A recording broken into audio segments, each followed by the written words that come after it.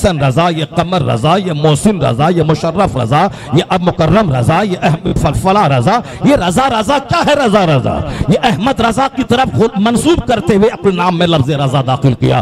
करोड़ों आदमी के नाम में रजा, हजारों मस्जिदों में रजा, हजारों मदरसों में रजा, हजारों तंजीमों में रजा, और सिर्फ इंडिया में नहीं बल्कि अमेरिका से लेके मलेशिया तक रजा रजा। कहने वाला क्या प्यारी बात कह गया कि वादी रजा की कोहे हिमालय रजा का है, जिस समझो देखिए वो इलाका रजा का है, जिस समझो देखिए वो इलाका रजा का है। ये किसी दलाल की दलाली करने से ये इज्जत नहीं मिली है।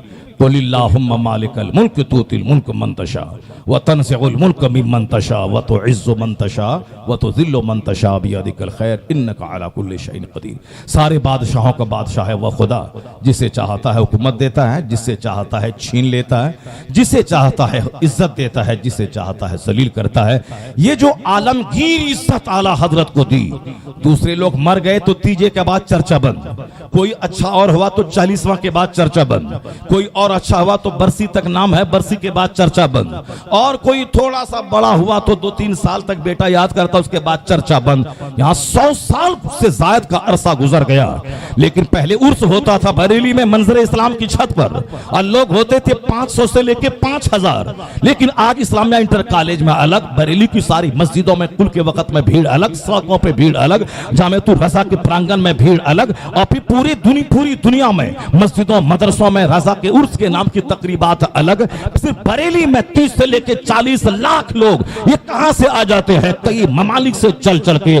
5000 लोग थे, पहले 500 लोग थे।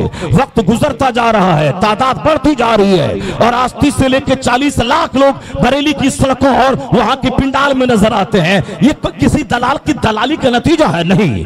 इन तंसुरुल्लाह यंसुरकुम, if you will help the religion of Allah, Allah will help you. Quran कहता अगर तुम अल्लाह के दीन की मदद करोगे तो अल्लाह तुम्हारी मदद करेगा। तुम अल्लाह के दीन की इज्जत की खातिर मेहनत करोगे तो अल्लाह तुझे सौदागरान से उठा के इज्जत के आसमान पे पहुंचा देगा। ये खुदादाद इज्जत है जो अल्लाह ने आला हजरत को दी है, उनकी मेहनतों के बदले में, उनकी दीनी खिदमतों का इनाम अल्लाह ने दिया है। कि जो सिर्फ खाएगा पिएगा सोएगा उसका तो तोंद ऊंचा होगा, उसके घर में एसी लगी होगी, कार में एसी, घर में एसी, ऑफिस में एसी, मदरसे में एसी, हुजरे में एसी, ये एसी में रहेगा। तो एसी में रहने वाला आदमी तो सुखमार हो ही जाएगा। वह धूप के थपेड़ों को कैसे बर्दाश्त कर पाएगा? वो मुफ्ती आजम हिंद रजा का बेटा था जो 30 किलोमीटर दूर पैदल चल के आर्याइयों से मुनाजरा करता था। वो आला हजरत थे जो कम उम्री में 4-4 घंटे खिताब करके बड़े बड़े पढ़े लिखों को महव हैरत कर डालते थे। वो सिर्फ 2 घंटा सोते थे तो बाकी पूरे 22 घंटा काम की मशीन बनकर सिर्फ मुसलमानों के ईमान और इस्लाम के प्रोटेक्शन की खातिर मवाद व दुनिया वालों को क़यामत तक के लिए वो देने की कोशिश करते थे। यही वजह है कि इतना बड़ा आलिम जो मुख्तसर वक्त में 1000 के करीब किताबें लिखी हों और हर टॉपिक पे और जिस जिस जगहों से फितने उठ सकते हैं उन तमाम फितनों के दरवाजों को बंद करने के लिए, उनके सद्देबाब करने के लिए उन्होंने किताबें लिखी। यही वजह है कि आला हजरत अगर कोई एक मामूली वली होते, यानी खूब 1000 बार कलमा पढ़ते, 1000 बार दरूद पढ़ते, तहज्जुद पढ़ते, इशराक पढ़ते, चाश पढ़ते, अव्वाबीन पढ़ते, और हर मस्जिद नमाज के बाद 1 घंटा मस्जिद में बैठे रहते, और साहब अपने मुरीदों के बीच में कुछ बातें बोलते, फिर मस्जिद में चले जाते, रात भर जागते नमाज पढ़ते, तो मालूम है सिर्फ उनका उर्स लगता, उनके मुरीदीन आते और सालाना उर्स में चादर चढ़ा के सब चले जाते। आज जलसों में उनका नाम, मदरसों में उनका नाम, लाइब्रेरी में उनकी किताब फतवा रज़विया, कंजुल ईमान, अल अम्न वल उला, किफ़्लुल फ़क़ीह फ़ाहिम, अमेरिका से लेकर हिंदुस्तान तक की सारी लाइब्रेरियों में उनकी किताब न होती और मुनाजरे में उनका चर्चा, मस्जिदों में उनका चर्चा, मदरसे में उनका चर्चा नहीं होता। वह एक वली थे, सिर्फ उर्स के दिन ही मज़ार पे उर्स की तकरीब होती, चादर चढ़ाई जाती, संदल, चादर और गागर का जुलूस निकलता जैसे आमतौर पर आम वलियों के होते हैं। और इन्हीं को बड़ा घमंड हासिल है कि मेरा बाप 500 साल पहले आया था, चादर गागर पूरे इलाके में दिन की खिदमतें मेरे बाप ने की हैं, और ये पठान कहां से कब आ गया, 100 साल के अंदर पूरी दुनिया में छा गया और सब उसी के सबके जबान पे उन्हीं का नाम आ गया। समझो आला हजरत तहज्जुद पढ़ने वाले एक मामूली वली का नाम नहीं है। हदीस में आया है कि जिसने मुर्दा सुन्नतों को जिंदा किया हो उसे 100 शहीदों का सवाब मिलेगा। जिसने मुर्दा सुंदों को जिंदा किया हो उसे 100 शहीदों का सवाब मिलेगा। एक शहीद का सवाब मिल जाए तो जन्नत जाने के लिए काफी है, और यहां 100 शहीदों का अज्र मिलेगा। और क़यामत के दिन उलमा के कलम के इंक को तौला जाएगा शहीदों के खून से। तो आलिम का वो कलम जो फतवा लिखा, जो इस्लाम पे होने वाले हमलों का जवाब दिया, जो मुसलमानों को तबाही बर्बादी से बचाने के लिए एक फतवा दिया, वो कलम जो फितनों को मिटा है, उस कलम का इंक शहीदों के खून से जब तौला जाएगा तो शहीदों के खून पे उलमा के कलम की स्याही गालिब आ जाएगी। आखिर ये सब क्या चीज है? आला हजरत फाजिल बरेलवी एक मामूली तहज्जुद गुजार मौलवी का नाम नहीं है। वो तहज्जुद पढ़ते थे, इशराक पढ़ते थे, चाश पढ़ते थे। वो कहते हैं कि अल्लाह ने मुझे उस मकाम पे फाइज किया है कि मैं सिर्फ फर्ज अदा करूं वाजिब, उसके अलावा मेरे लिए चूंकि हम मरजाए खलाइक बन गए हैं, पूरी दुनिया से फतवा आला हजरत की जाहिरी जिंदगी ही में आते थे। फतवा अफ्रीका अलग है, दुनिया भर से फतवा आते थे। मुसलमानों का मेला लगा रहता था, बड़े बड़े प्रोफेसर, बड़े बड़े वैज्ञानिक आप बैठे रहते थे। तो उनको मसला ना बता के अपना 1,00,000 बार कलमा शरीफ पढ़ना, इससे बेहतर है कि एक मसला बता दे, मसाइल का हल कर दे, गुत्थी सुलझा दे। एक आलिम के लिए जरूरी नहीं जो मरजाए खलाइक बन जाए, जो हमेशा जिसके जो पब्लिक की जरूरत बन जाए। वो अगर सुन्नत मुअक्कदा भी नहीं पढ़े तो चलेगा, सुन्नत गैर मुअक्कदा तो आम आदमी भी, आम मुसलमान भी नहीं पढ़ते हैं तो कोई गुनाह नहीं है। जैसे असर में 4 का सुन्नत गैर मुअक्कदा हम लोग आदतन नहीं पढ़ते हैं, तो रमजान के दिनों में पढ़ते हैं, चूंकि रमजान में नफल का सवाब फर्ज के बराबर हो जाता है। लेकिन कोई ऐब की बात नहीं, चूंकि वो गैर जरूरी है, तो कभी पढ़ लिया कभी नहीं पढ़ा। मगर आला हजरत तो वो गैर जरूरी सुन्नत भी पाबंदी से पढ़ते थे, हालांकि वो उस मकाम पर थे कि वो सुन्नत मुअक्कदा भी नहीं पढ़े तो चलेगा।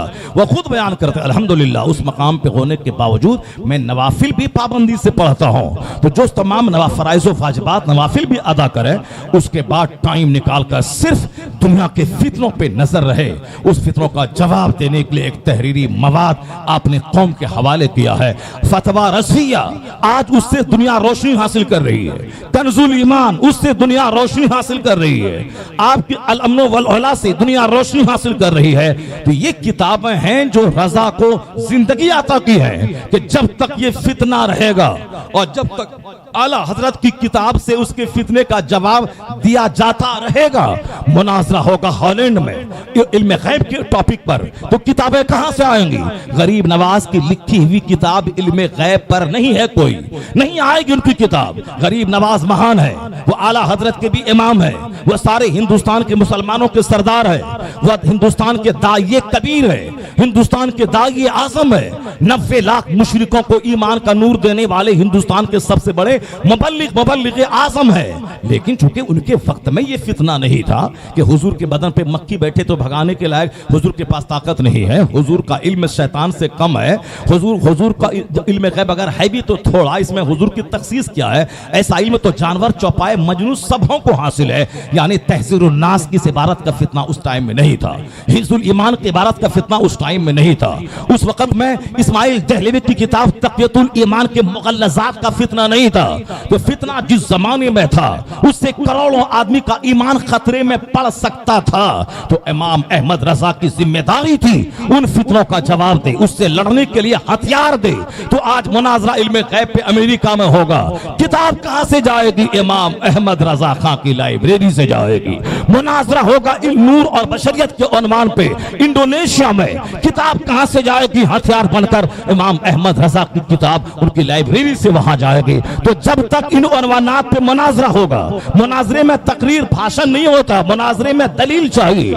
मुनाजरा मैदान जंग है, मैदान जंग में हथियार चाहिए। तो मुनाजरे के लिए दलील के तौर पर किताब चाहिए। तो अब बताएं कि किताब किसकी लेके आप मुनाजरा करेंगे? नूरानियत के उन्वान पे, इल्म गैब के उन्वान पे और साहब कसरत इल्म के उन्वान पे, यानी इन सारे उन्वानात पे जिस पर फितना इन्होंने पैदा किया है, किन की किताब लेके मैदान में जाएंगे? इमाम अहमद रजा की अमेरिका में, हॉलैंड में, जापान में, चाइना में, जहां जहां उर्दू जबान बोली जाती है और जहां जहां खुश अकीदा सुन्नी मुसलमान उर्दू और अरबी दोनों जबान इस्तेमाल करते हैं, वहां वहां सरकार आला हजरत की किताबों से मदद ली जा रही है। तो लोग कहते हैं क्यों रजा का नाम है? मैं कहता हूं जब तक ये फितना रहेगा और मुनाजरे में अहमद रजा का हथियार काम आता रहेगा और हम मुनाजरा जीतते रहेंगे, रहेंगे उस वक्त तक खाने वाले और तोन ऊंचा करने वाले ये जाहिल सज्जादगान का खुतबा नहीं पढ़ा जाएगा। जिस रजा का हथियार हमें जीत दिलाएगा डंका उसी अहमद रजा का बजता है। नारे तकबीर, नारे रिसालत, मसलके आला हजरत कॉन्फ्रेंस। आला हजरत रात भर तहज्जुद पढ़ने वाले आलिम का नाम नहीं है कि वो रात भर एक हजार का नमाज तहज्जुद पढ़ रहे हैं। नहीं, हदीस में यहाँ भी आया है जो फजर की नमाज के बाद एक चैप्टर दीन का पढ़ ले सुबह पढ़ा दे खैरु मिन अल्फ रका, 1000 रकत नमाज नफल से बेहतर है।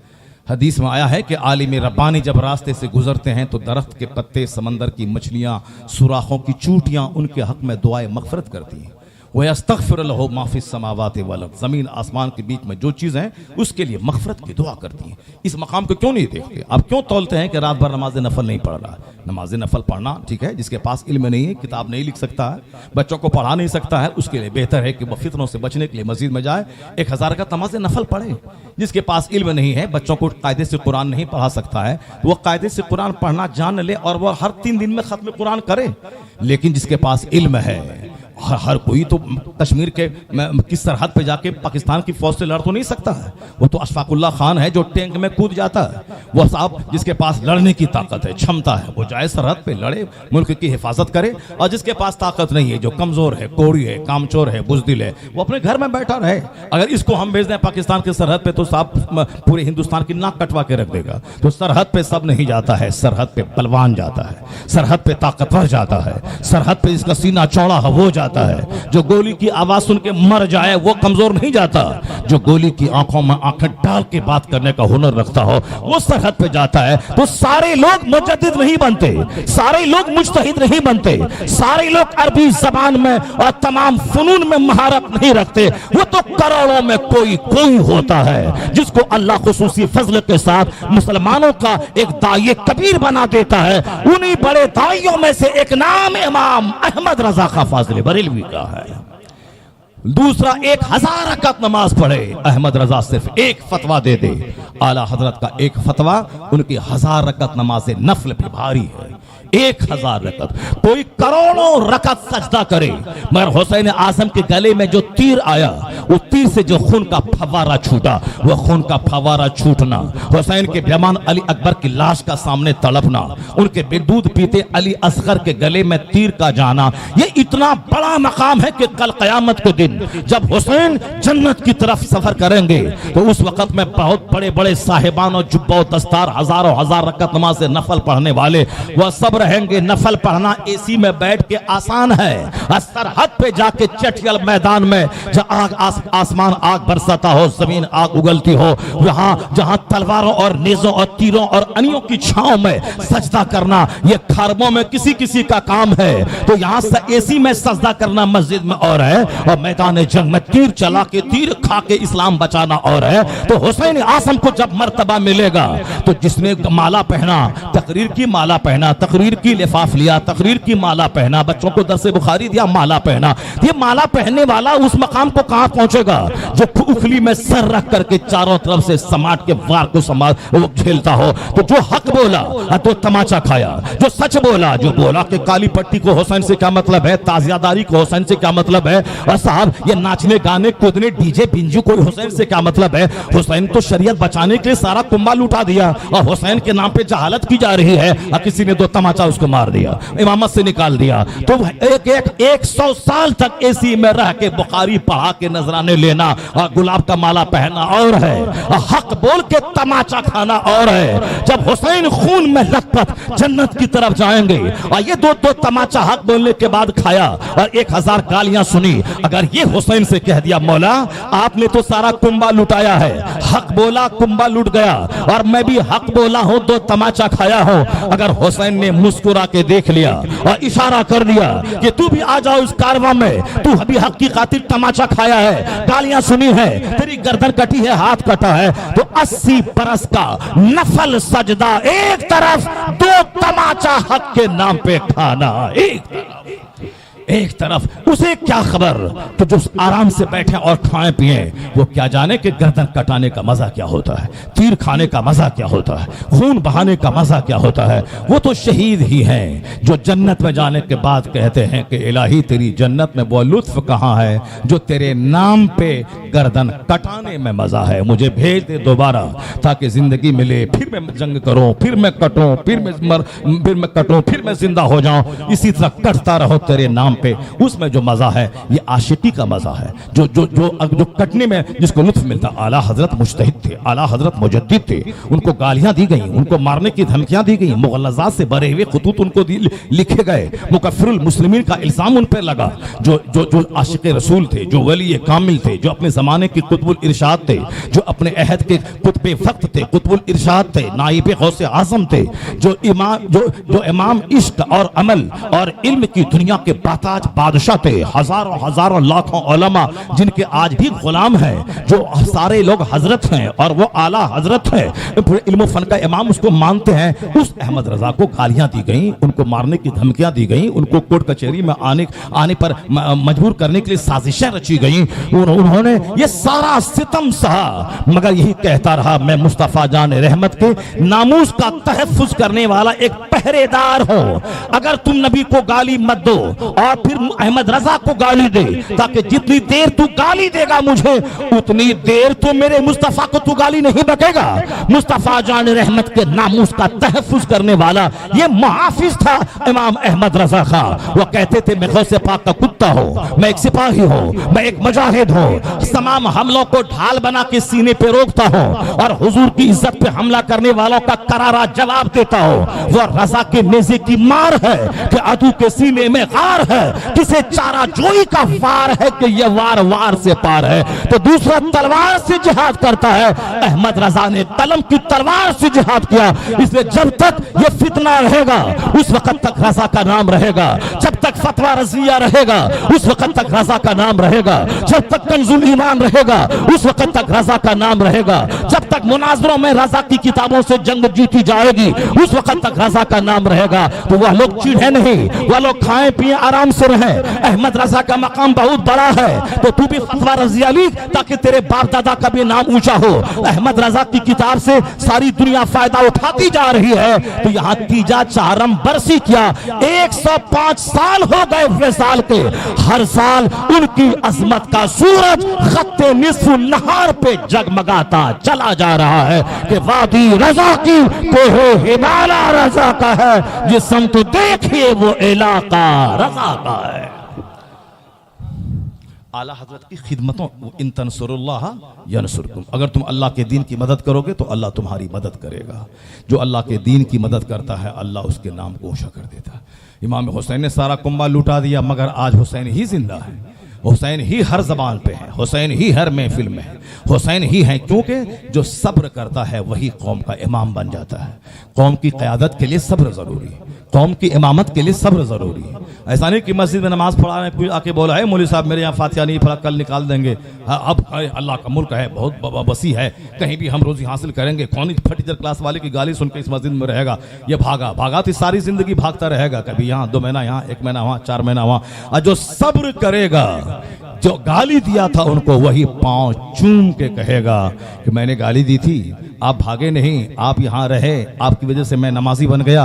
अल्लाह आपको सलामत रखे कि आपकी वजह से मैं नमाजी बन गया। यानी एक वक्त ऐसा आएगा कि जो गाली दिया था वही पांव चूमेगा, वही पेशानी को बोसा देगा। तो उजलत पसंदी में जगह छोड़ने से इज्जत नहीं मिलती है, बल्कि सब्र करने से इज्जत मिलती है। वजअलना मिनहुम अइम्मतन यहदूना बिअमरिना लम्मा सब्रू, अल्लाह कहता है हमने उसे इमाम बना दिया जब उसने सब्र किया। तो हुसैन के सब्र ने उसे इमाम बना दिया, तो जुल्म मर गया, सब्र आज भी जिंदा है। कत्ल हुसैन असल में मर्ग यजीद है, इस्लाम जिंदा होता है हर करबला के बाद। सब्र सब्र सब्र सब्र सब्र से जिंदगी मिलती है, जुल्म मर जाता है, सब्र जिंदा रहता है। आला हजरत ने बहुत सब्र किया है, आला हजरत आज भी सब्र कर रहे हैं।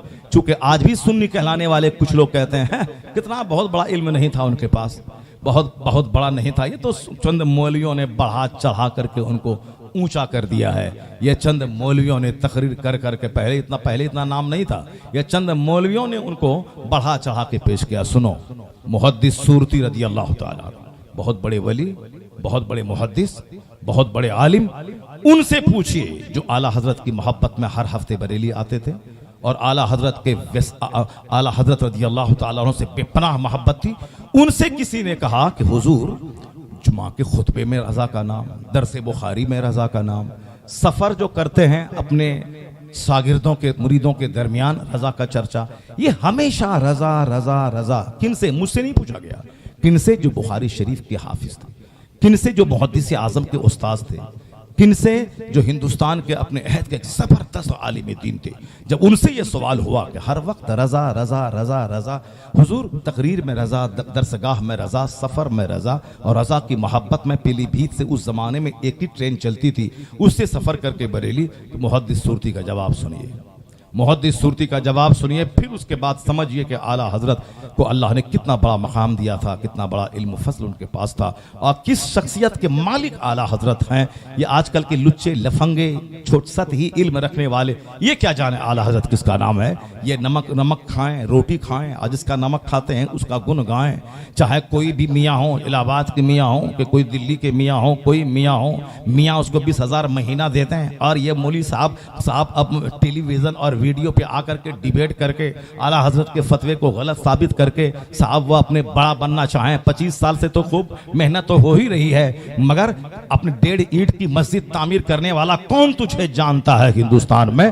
बस कहीं गए, चुपके चूठी काटी और चले आए। तुम्हें मालूम है 50 साल तक मेहनत कर उतने मुरीद नहीं होंगे, मगर अहमद रजा का पोता अख्तर रजा वह जहां जाता था, ये जहां 50 साल की मेहनत एक तरफ, 1 घंटे की हाजिरी में 1-1 लाख लोग उनके हाथों पे तौबा करके मुरीद हो जाते थे। और आज उस अख्तर रजा का बेटा असजद रजा है। अभी 15-20 दिन पहले मैं बेलगाम कर्नाटक में गया था। साहब जो 25 साल तक मेहनत करें उतने लोग मुरीद ना हो, जो एक घंटे के अंदर में इतने लोग उनके हाथ में मुरीद हो। इसका मतलब है कि अल्लाह तबारक व तआला एक खानवादे को इज्जत देगा जो खानदान दीन के लिए अपने आप को डेडिकेट कर देगा, चाहे 1000 उसकी दुश्मनी करे, मगर एक गिरोह हमेशा जिहाद करता रहेगा, लड़ता रहेगा, यहां तक कि इसका आखिरी गिरोह दज्जाल से जिहाद करेगा। तो जिहाद कभी बंद नहीं होगा, हर दौर में जिहाद होगा। तो जिस वक्त सारे हिंदुस्तान के बिके हुए मुफ्ती कहते थे कि ये संकट की घड़ी है, नसबंदी को हलाल कर दिया जाए, उसका एक मुजाहिद का गिरोह था, आला हजरत का बेटा 91 साला मुफ्ती आजम हिंद, कहा कि नहीं ये अहमद रजा की गद्दी है, यहां फतवा बदला और बेचा नहीं जाता है, कुरान हदीस के मुताबिक फतवा दिया जाता है, फतवा नहीं बदला जाएगा। नसबंदी हराम है, हराम है, हराम रहेगी, चाहे हुकूमत बदल जाए, अहमद रजा के बेटे का फतवा नहीं बदलेगा। दुनिया ने देखा हुकूमत बदल गई मगर फतवा आज तक बरकरार है। तो उसको डर नहीं था कि मुझे जेल में डाल दिया जाएगा, मुझे कैद कर लिया जाएगा। चाहे जेल में डालो, कैद करो, गर्दन पे छुरी चलाओ, एक गिरोह रहेगा हमेशा जिहाद करने वाला, जो हक की हिमायत करता रहेगा यहां तक कि इसका आखिरी दस्ता दज्जाल से जिहाद करेगा।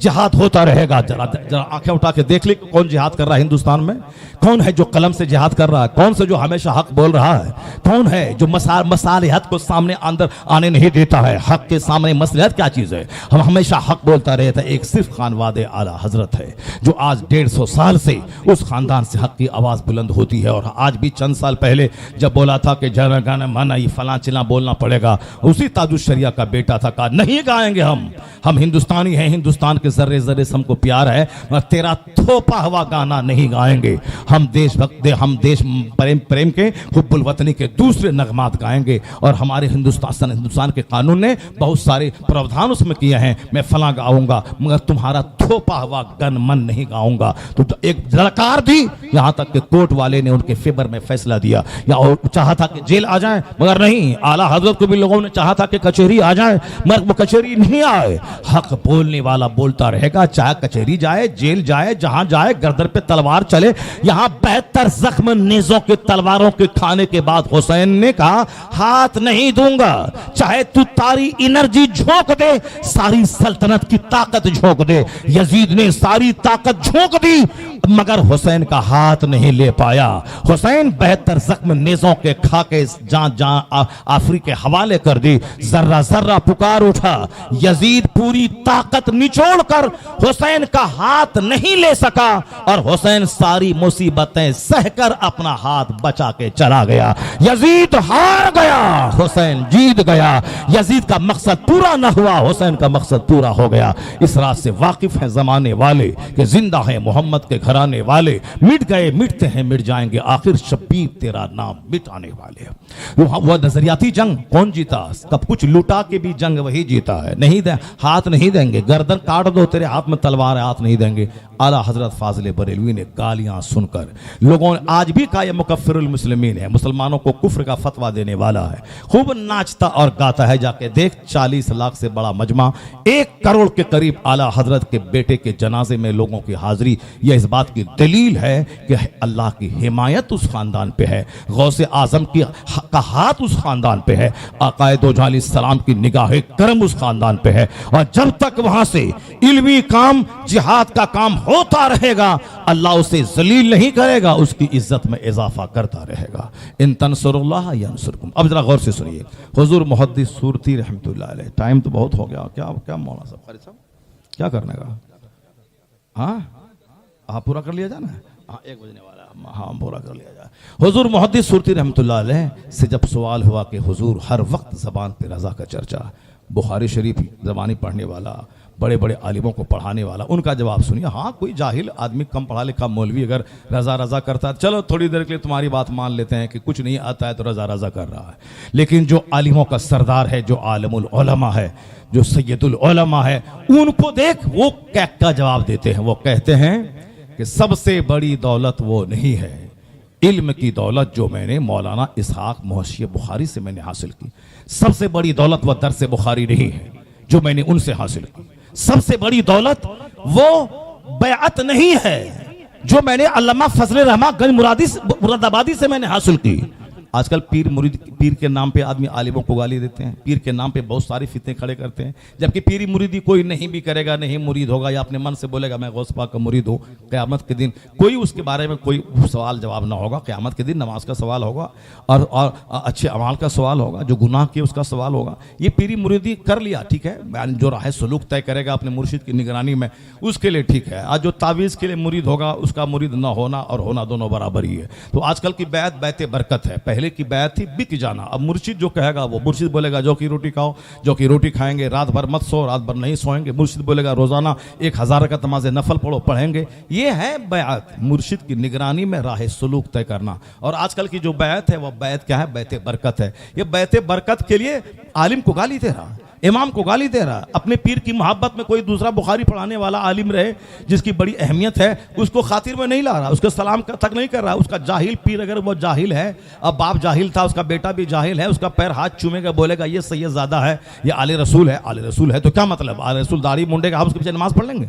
आले रसूल दाढ़ी के बाल कतरवाएगा, हम नमाज पढ़ लेंगे? आले रसूल है, हकीकत में आले रसूल है। मैं हाथ चूमूंगा, पैर चूमूंगा, पेशानी चूमूंगा। लेकिन अगर कोई आले रसूल कुरान सही नहीं पढ़ता है, अब बोलेगा हम आले रसूल हैं, मुझको मुसल्ले इमामत पे जाने दे, तो हम उनका हाथ चूम के बोलेंगे कि हुजूर आप उस मुसल्ले के लायक आप नहीं हैं। आपके नाना जान की शरीयत में है कि फासिक इमाम नहीं बनेगा, तो जो कुरान सही नहीं पढ़ता वो इमाम नहीं बनेगा। आप पीछे रहिए और आपका जो मुरीद गुलाम है, जो कुरान कायदे से पढ़ता है, वो इमाम बनेगा। चाहे वो मंसूरी हो, अंसारी हो, नदाफ हो, जुलाहा हो, वो अगर आलिम है और दाढ़ी और फासिक में नहीं है, वो मुत्तकी है, तो इमामत वो करेगा, आपका वो हाथ चूम लेगा। खून का एहतराम अपनी जगह है, मगर इमामत तो वही करेगा जिसके सीने में इल्म की रोशनी होगी।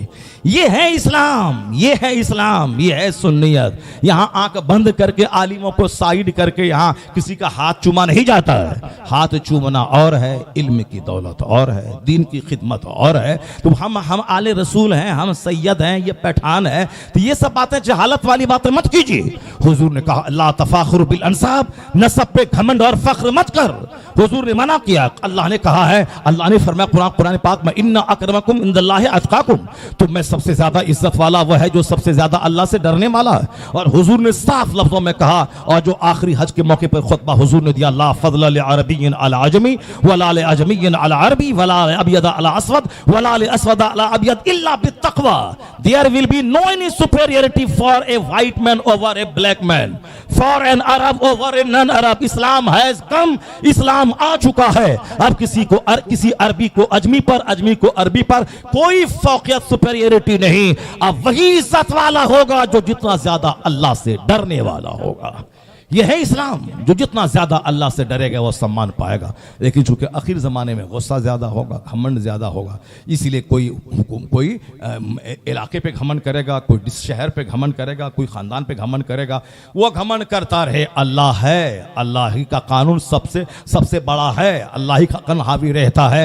ये सारे मिल के रजा को कान ही कहा। पैठान कहा, किताब लिखने से क्या होता है, 1000 किताब लिखने से क्या होता है, मगर सबकी बोली चली गई रद्दी की टोकरी में। इज्जत रजा के हिस्से में है कि आज सारी दुनिया में रजा का खुतबा पढ़ा जाता है, रजा का सलाम, रजा का कलाम, रजा का फतवा, रजा की तहरीर आज हावी है। तमाम मदरसों में, लाइब्रेरियों में, यूनिवर्सिटीज की जीनत बनी हुई है।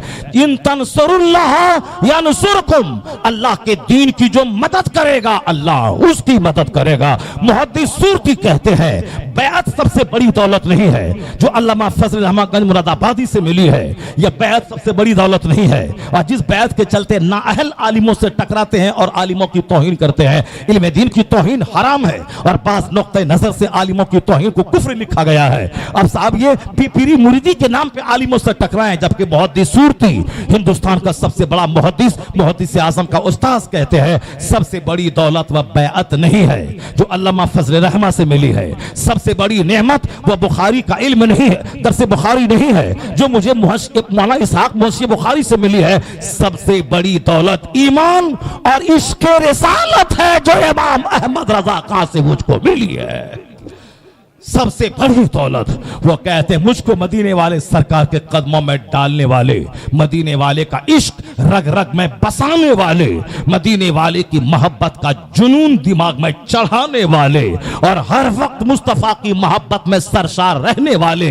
अगर मैं बना हूं तो जिन्होंने पैगाम दिया है, जान है इश्क मुस्तफा रोज फजू करे खुदा, जिसको हो दर्द का मजा ना से तवा उठाए क्यों, जिसने कहा था अल्लाह की सरताब कदम शान है ये, इंसान ही इंसान, वो इंसान है ये। कुरान तो ईमान बताता है इन्हें, ईमान ये कहता है मेरी जान है ये। जान ईमान है मुस्तफा, कंज़े ईमान है मुस्तफा, रूह ईमान है मुस्तफा, असले ईमान है मुस्तफा। तो मुस्तफा की मोहब्बत रग रग में बसाने वाला अहमद रजा खां है। तो जो सबसे बड़ी दौलत जिससे मिली, तो अखलाक का तकाजा है कि हर महफिल में उनका चर्चा हो। जो मोहसिन का चर्चा करता है वह शुक्रगुजारों की फहरिस्त में उसका नाम लिखा जाता है।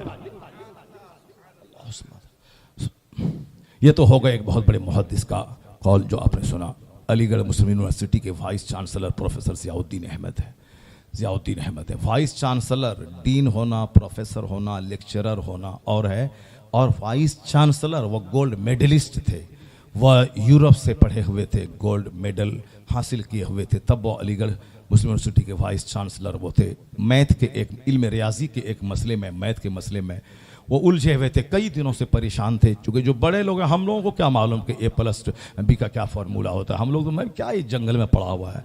आज हमारा बेटा स्कूल में पढ़ाता है, वो और अरबी भी पढ़ाता है। अभी मैंने उनसे कहा कि इसके पहले का क्या है, इसके बाद का क्या है, हमको मालूम नहीं है। अब वो फट सब सुना रहा था। हम लोग क्या जाने साहब कि ये क्या है, वो साहब ये क्या है, हम लोग क्या जाने के, वो जो पढ़ता है वही जानता है। उसके बाद अब हम हमारे लोग बोलेंगे कि साहब ये दिमाग जला रहा है। वाइस चांसलर है, जो इल्म का शौकीन है, वो जब तक उसकी प्यास बुझती नहीं है उसको चैन मिलता नहीं है।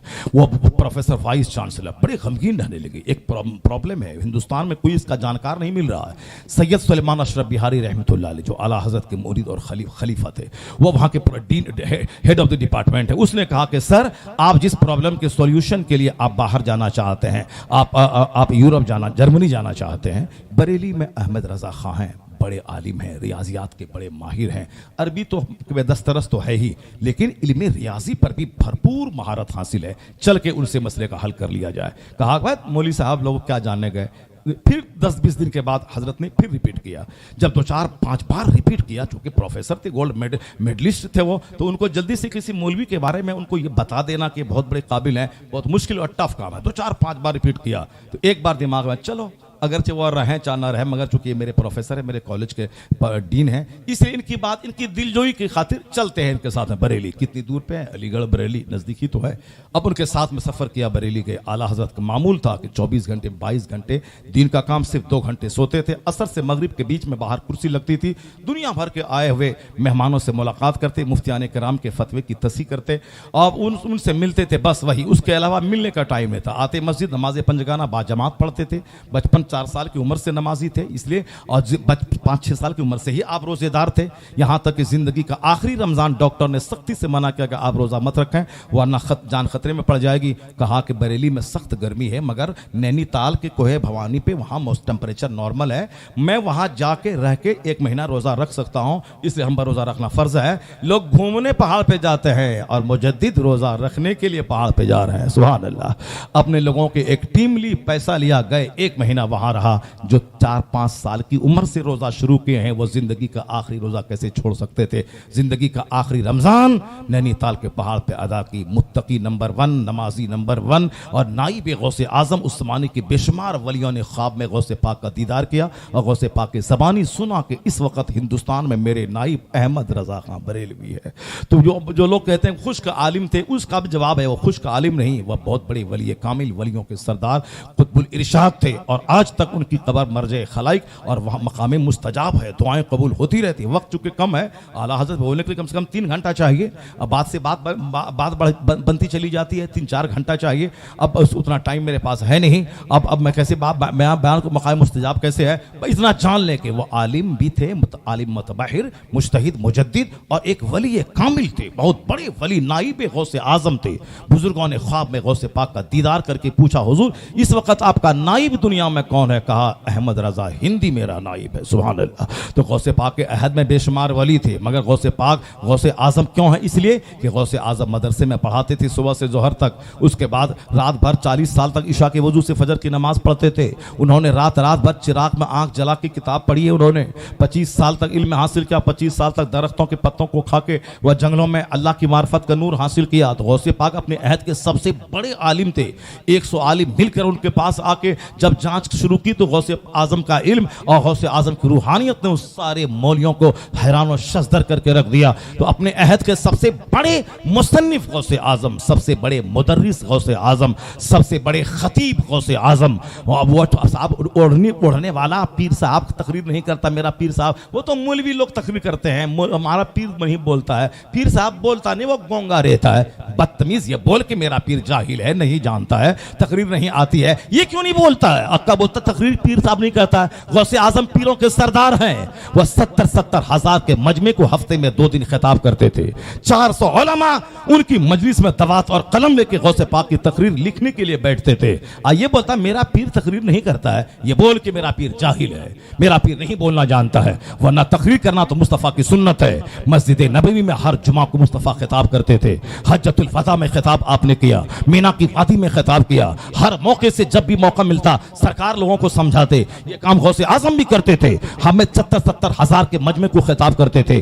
कई लाश आपकी महफिल से निकलती थी। तो खिताब वो करेगा जिसके पास इल्म होगा, तो पीर वो होगा जो खिताब भी करेगा, जो किताब भी पढ़ाएगा, जो किताब भी लिखेगा। तो गौसे आजम मुदर्रिस लाजवाब, मुकर्रिर लाजवाब, मुसन्निफ लाजवाब और मर्जे खलाइक आलिम लाजवाब। और जो गौसे पाक का नाइब होगा क़यामत तक, वो भी आलिम लाजवाब होगा, मुसन्निफ लाजवाब होगा, मुदर्रिस लाजवाब होगा, मर्जे खलाइक होगा। कि अक्सर उलमा अवाम की जबान पे उनका नाम होगा कि हम मुरीद उसी से होंगे। जैसे मुफ्ती आज़म हिंद के जमाने में सारे लोग जानते थे ये आला हजरत के इल्म का ये अक्स है, सबसे बड़े आलिम है, सबसे बड़े मुफ्ती है, सबसे बड़े मुत्तकी है, मर्ज़े खलाइक है। ताजुश शरिया के जमाने में ही बात हुई, सबसे बड़े मुदर्रिस भी है, सबसे बड़े मुसन्निफ भी है, सबसे बड़े खतीब भी है कि जब खिताब करे तो 18 साल के जवानों का सीना हिल जाता हो। 75 साल वो खतीब अदीब, अपने वक्त का सबसे बड़ा मुदर्रिस, सबसे बड़ा मुसन्निफ, सबसे बड़ा मुकर्रिर, सबसे बड़ा मरजाए खलाइक। इसलिए बात बुजुर्गों ने कहा इस क्वालिटी की बिना पे जो नाइब गौसे आजम जो भी होगा,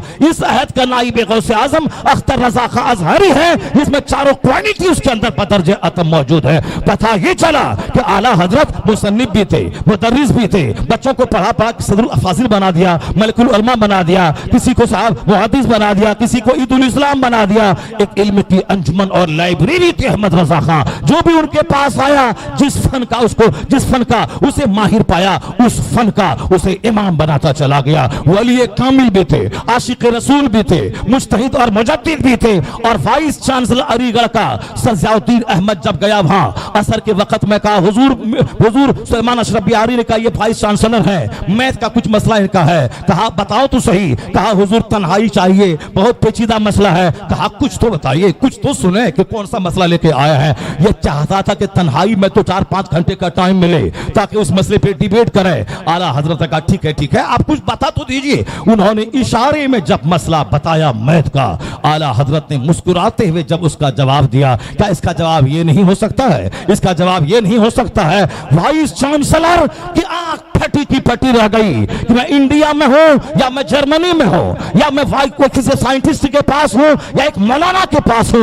वह कहने लगा हिंदुस्तान में इतना बड़ा इल्म रखने वाला रियाजी का मैंने किसी को दूसरे को देखा नहीं। ये हस्ती या शख्सियत तो नोबेल प्राइज पाने की मुस्तहिक है। और जो कुछ मैंने 10 साल जर्मनी में गुजारा वो सारा वक्त अबस गया। मैंने आज तक इल्म लदुन्नी सुना करता था कि खुदा की तरफ से अता क्या हुआ जो इल्म है वो इल्म लदुन्नी जो किताबों से नहीं मिलता, आज तक मैं पढ़ता था। आज अहमद रजा को देखने के बाद यकीन हुआ कि इल्म लदुन्नी किसे कहते हैं, अहमद रजा को देख लिया जाए। अब तक इल्म लदुन्नी का सुना करता था, आज मेरी आंखें मुशाहिदा कर रही हैं इल्म लदुन्नी किसे कहते हैं। ज़ियाउद्दीन अहमद से पूछे कि अहमद रजा किसका नाम है। जब वहां से वह लौटे, वाइस चांसलर मॉडर्न टाई पहनने वाला, टाई भी छोड़ दिया, दाढ़ी मुंडना छोड़ दिया, दाढ़ी रखनी शुरू कर दी, नमाज के पाबंद बन गए, इस्लामियात से गहरी वाबस्तगी हो गई। जब एक आलिम दीन को देखा कि इतना गहरा इल्म रखता है, सीना हिल गया। उसके बाद से वो मुतवाज़े बन गए और नरम बन गए, सॉफ्ट बन गए।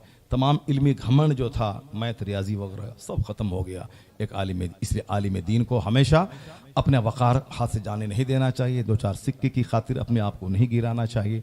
अपने वक़ार से रहें, मुताला करते रहें, पढ़ते रहें, यही आपकी जीनत है। कोई आदमी 1 खरब रुपए कमाए, आप रोज़ाना 10 चैप्टर किताब का पढ़ लीजिए।